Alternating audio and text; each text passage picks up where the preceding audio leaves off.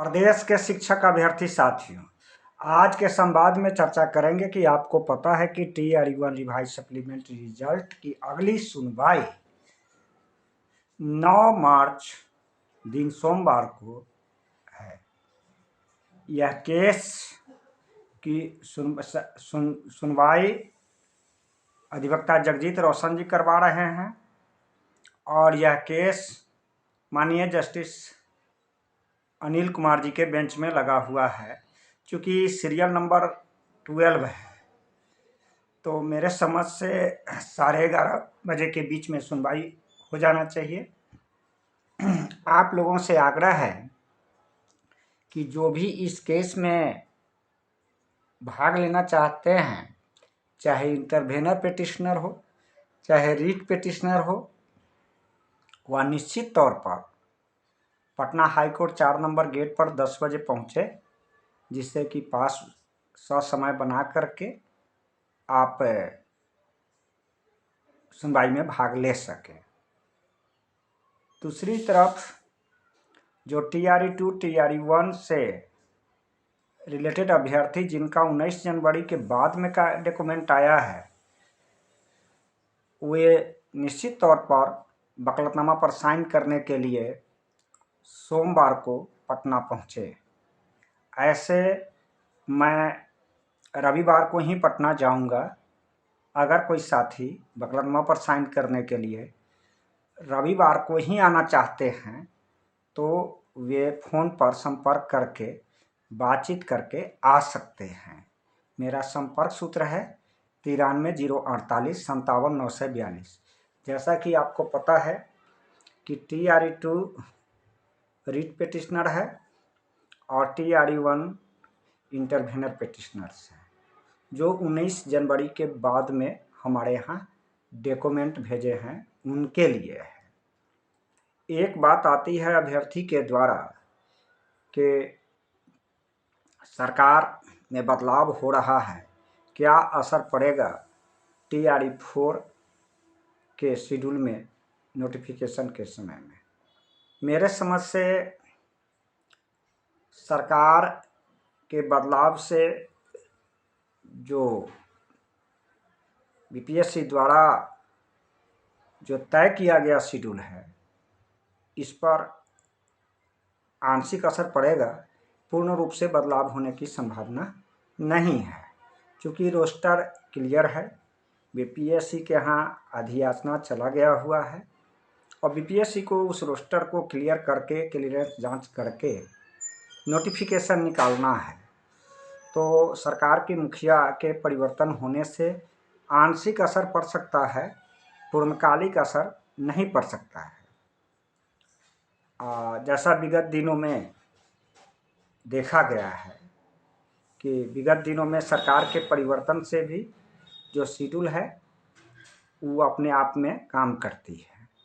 बात आ रही है TRE-2 TRE-1 से रिलेटेड जो 19 जनवरी के बाद जो डॉक्यूमेंट भेजे हैं वकालतनामा पर साइन करने के लिए, आप पटना पहुँचे हाई कोर्ट 4 नंबर गेट पर और सुनवाई में भाग लें। चूँकि TRE-1 रिवाइज सप्लीमेंट्री रिजल्ट की सुनवाई 9 मार्च को है, दिन सोमवार है, 12 नंबर सीरियल पर है। निश्चित तौर पर सुनवाई होगी, ऐसा जो पहले का शेड्यूल से देखा गया है। और मेरा संपर्क सूत्र है 93 048 57 942। अब एक बात आती है कि केस की स्थिति, देखिए कुछ बात ऐसा होता है जो न्यायालय पर भरोसा रखना पड़ता है और न्यायालय अपनी गति से चलती है और पक्ष मजबूत रहना चाहिए। तो हम यह समझ रहे हैं कि TRE-1 का हो रिवाइज सप्लीमेंट्री रिजल्ट, TRE-2 का हो या TRE-3 का मार्च में ही EWS संबंधी जजमेंट आने वाला है।